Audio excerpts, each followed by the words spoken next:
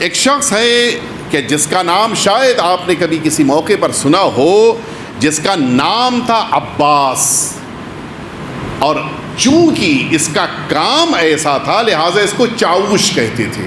چاوش فارسی زبان میں اس انسان کو کہتے ہیں کہ جو ایک چھوٹے سے گروہ کے ساتھ آگے آگے چل رہا ہو، ہاتھ میں اس کے کوئی پرچم ہو، کوئی نشانی ہو، اور وہ ان لوگوں کو گائیڈ کر رہا ہو۔ جیسے آپ اپنی زبان میں گائیڈ کہتے ہیں، ایک رہنما کہتے ہیں، ویسے چاوش کہلاتا ہے۔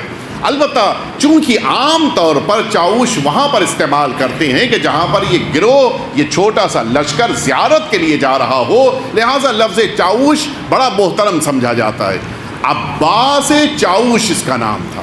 لوگوں کے درمیان بڑی شہرت تھی اور بڑی اہمیت تھی، اور لوگ ان کو بڑی عزت دیتے تھے، سارے راستے ان کو پتہ تھے۔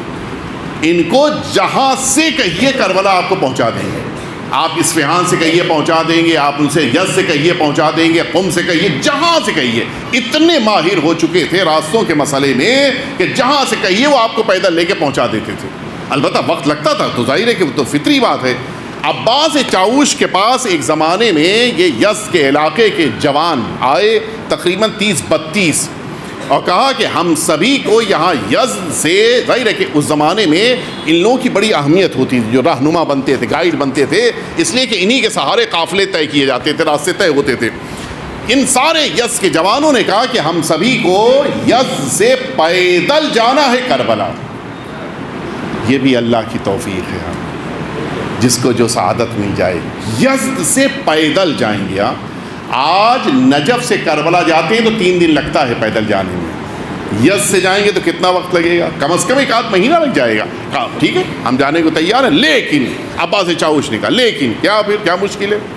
کہ میں جب آخری زیارت کے لیے گیا تھا آقا حسین کی بارگاہ میں، مولا سے میں نے ایک کام کے لیے کہا تھا اور یہ نذر کی تھی کہ مولا وہ کام ہو جائے گا تو اگلی زیارت کے لیے آؤں گا۔ اچھا، جو لوگ امام حسین سے جڑے ہوں، بار بار آتے ہوں، وہ ایسے نخرے بھی کرتے ہیں، نخرے یعنی امام حسین سے ناز کرتے ہیں۔ مولا سے کہہ کے آیا ہوں، کام ہوگا تو آؤں گا، نہیں تو اب نہیں آؤں گا۔ دیکھیے امام کیسے کام پورا کراتے ہیں۔ ان جوانوں نے پوچھا کیا کام ہے تمہارا؟ کہا میں نے اس کام کے لیے مولا سے کہا تھا، میرے کام نہیں ہو رہا ہے۔ کہا ٹھیک ہے۔ گئے جوان، کچھ دنوں کے بعد واپس آئے کہ تمہارا وہ کام پورا کر دیا۔ تمہارا وہ کام ان جوانوں نے پورا کر دیا۔ آپ نے توجہ فرمائی، وعدہ امام حسین سے کر کے آئے تھے، امام حسین نے ان جوانوں کے ذریعے سے کام پورا کرا دیا۔ کام ہو گیا، اب تو چلو گے؟ کہاں بالکل، اب تو چلیں گے، وہ کام ہو گیا۔ کہیں کچھ سامان پہنچانا تھا، کچھ ایسا کام تھا، کام ہو گیا، اب ٹھیک ہے، اب چلیں گے۔ عباس چاوش نکلے اور پورا گاؤں ان سب کو رخصت کرنے کے لیے 30-32 جوانوں کے لیے نکلا۔ اور اب عباس چاوش کا یہ نوحہ جو آپ نے فارسی زبان میں سنا ہے، یہ جو آج یہ دوبارہ پڑھا جاتا ہے، یہ اس زمانے میں عباس چاوش کا نوحہ تھا کہ ہر کے دارد ہوس کرب و بلا بسم اللہ، جس کے دل میں امام حسین کی زیارت کا شوق آئے، بسم اللہ چلے میرے ساتھ۔ یہ نوحہ پڑھتے ہوئے چلتے تھے ہمیشہ۔ عباس چاوش نکل پڑے یہی نوحہ پڑھتے ہوئے، ہاتھ میں علم لیے ہوئے ہیں، ہر کے دارد ہوس کرب و بلا بسم اللہ، جس کو امام حسین کی زیارت کا شوق ہے آئے میرے ساتھ چلے، میں جا رہا ہوں زیارت کے لیے۔ پورا گاؤں رخصت کر رہا ہے، ایک عجیب کوہرام کا عالم ہے، ہر ایک رو رہا ہے، گریہ کر رہا ہے، کوئی رخصت کے موقع پہ کہہ رہا ہے میرے لیے زیارت کرنا، میرے لیے دعا پڑھ دینا، میرے لیے فلاں ساری چیزیں۔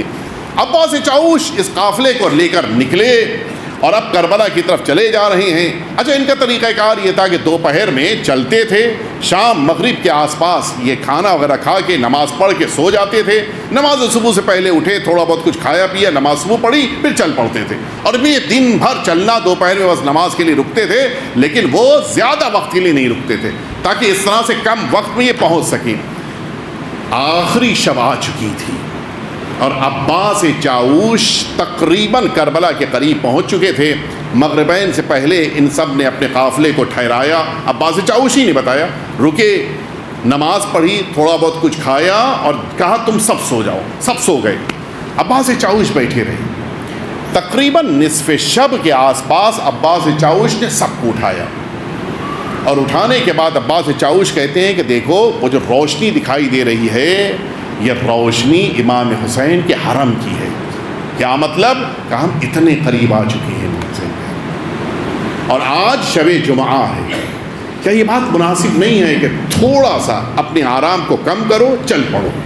امام حسین کے حرم میں ہم لوگ ابھی 2 گھنٹے میں پہنچ جائیں گے، اور پھر وہاں ظاہر ہے کہ شب جمعہ مل جائے گی، وہ عظمتیں، وہ فضیلتیں، وہ زیارت کے لیے جو تاکید وارد ہوئی وہ سب مل جائے گی، اور پھر نماز صبح پڑھ کے پھر آرام کر لیا جائے گا۔ سب تیار ہو گئے، سارے جوان ہاں چلتے ہیں، نکل پڑے۔ ایک عجیب گریے کا عالم، ظاہر ہے کہ ابھی امام حسین کے حرم کے بالکل قریب پہنچ چکے تھے، سب رو رہے تھے، سب فریاد کر رہے تھے، عباس چاوش نوحے پڑھ رہے تھے، یہ سب ماتم کر رہے تھے، ماتم کرتے ہوئے سب بڑھتے بڑھتے یہاں تک کہ سرزمین کربلا پہنچ گئے۔ اور اب جب کربلا میں داخل ہوئے تو اب یہ انتظار نہیں کہ جائیں مسافر خانے سامان رکھیں اور پھر واپس آ کے امام حسین کے حرم زیارت پہ جائیں، یہ سب نہیں، سامان یہیں حرم میں کہیں کسی گوشے میں کونے میں رکھ دیں گے اور زیارت کریں گے۔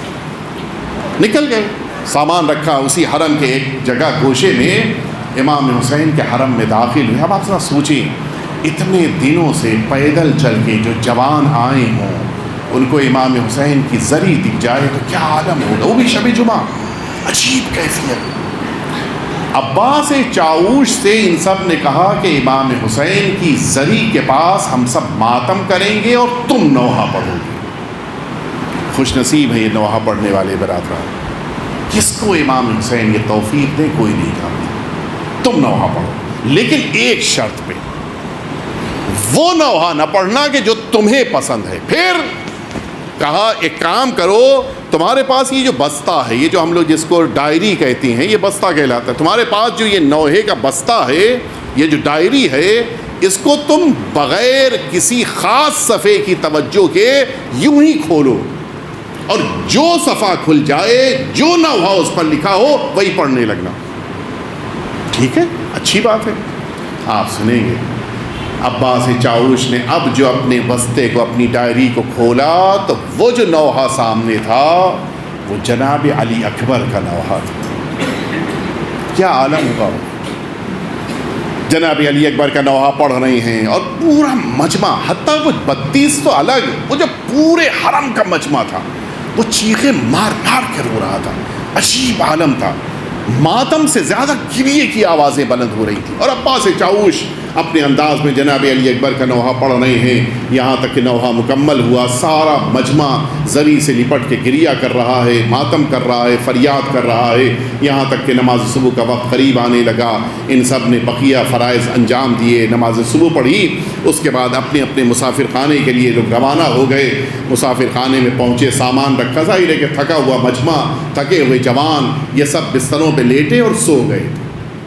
اچانک عباس چاوش کے حجرے کے دروازے پر دق الباب ہوئی۔ کون؟ سنیں گے آپ، کہ میں امام حسین کا نمائندہ تمہارے پاس آیا۔ گھبرا کے اٹھی، کیا کام ہے؟ کہ عباس جلدی جلدی ان جوانوں کو اٹھاؤ، آقا حسین ملاقات کے لیے آ رہے ہیں۔ کہتے ہیں عباس میں جاؤں گا ملنے کی؟ کہا نہیں، امام نے فرمایا ہے کہ یہ سب تھک کے آئے ہیں، ان کے پیروں میں زخم ہو گئے ہیں، میں ملنے جاؤں گا۔ عباس چاوش نے جلدی جلدی سب کو اٹھایا، اٹھ کے بیٹھے، اتنے میں آقا تشریف لائے۔ اب جب آقا حضرت تشریف لائے، سارے جوانوں نے چاہا کہ اٹھ جائے، امام نے بڑی محبت کے ساتھ کہا نہیں بیٹھو، تم سب اتنا لمبا سفر طے کر کے میری زیارت کے لیے آئے ہو، مجھے یہ گوارا نہیں ہے کہ تم سب اور مزید زحمت کرو۔ امام حسین نے سب کو بٹھایا اور اس کے بعد فرماتے ہیں کہ عباس جانتے ہو، اے عباس چاوش جانتے ہو میں تم سے کیوں ملنے کے لیے آیا ہوں؟ میں 3 باتیں تم سے کہنے کے لیے آیا ہوں۔ پہلی بات تو یہ ہے کہ تم لوگ میری زیارت کے لیے آئے ہو، اس لیے حسین تم سے ملنے کے لیے آیا ہے۔ یہ نہ سمجھنا کہ تمہیں حسین چھوڑ دے گا، یہ نہ سمجھنا کہ حسین تمہیں اکیلا رہنے دے گا، حسین تمہاری ملاقات کے لیے آیا ہے۔